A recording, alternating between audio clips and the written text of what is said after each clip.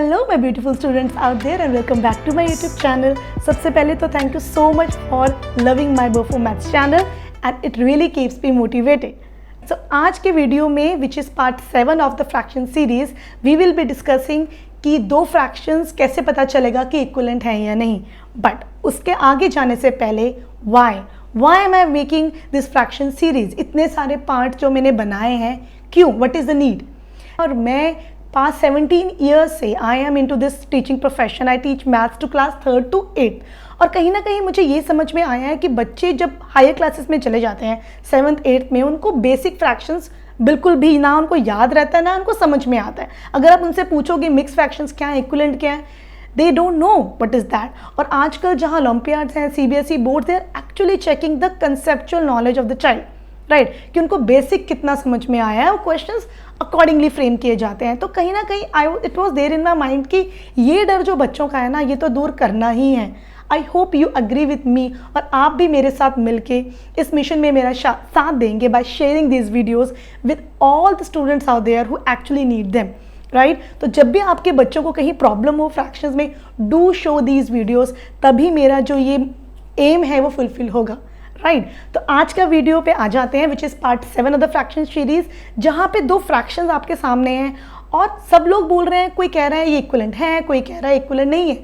तो कैसे पता चलेगा कि ये इक्विवेलेंट है या नहीं है? We need proof, right. तो वो प्रूफ मतलब वो चेक कैसे करोगे कि कैसे ये फ्रैक्शंस इक्विवेलेंट हैं या नहीं है। So let's start. So as you can see in the screen, it is written how to find if two fractions are equivalent. So here सबसे पहले there are 3 methods.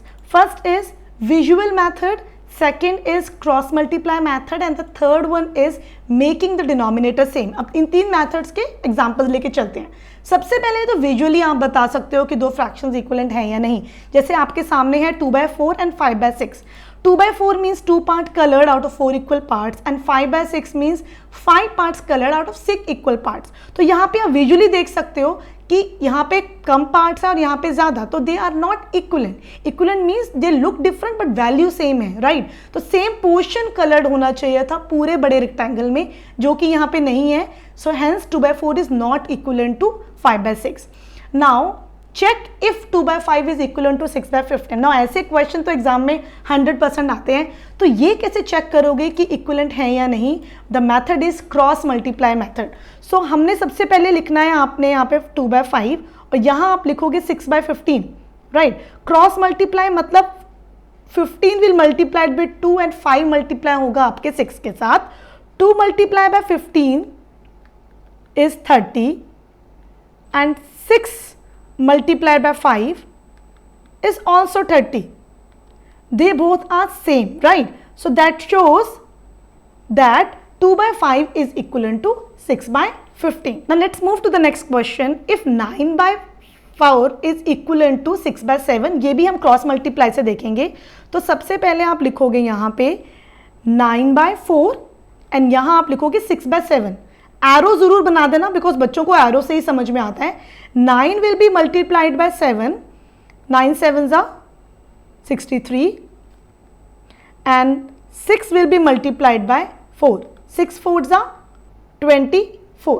अब ये दोनों they are not equal and since they are not equal so 9/4 and 6/7 are not equivalent. अगर ये number same आते हैं multiply cross multiply के बाद तो फ्रैक्शन इक्विवेलेंट है, अदरवाइज नहीं है. I hope this cross multiply method is clear. Now next question is find if 1/2 is equal to 4/6 and this is by making the denominator same. So आप 1/12 लिखोगे और 4/6 लिखोगे, राइट. अब आप देखो अगर आप 2 को 3 से मल्टीप्लाई कर देते हो तो 6 बन जाएगा और ऊपर भी 3 से मल्टीप्लाई करना पड़ेगा, right. So this will become 3/6 and this is already 4/6. इसमें आप कुछ भी चेंज नहीं करोगे. Now you can see both the fractions are different. They are not same, right? So that shows these two fractions are not equivalent.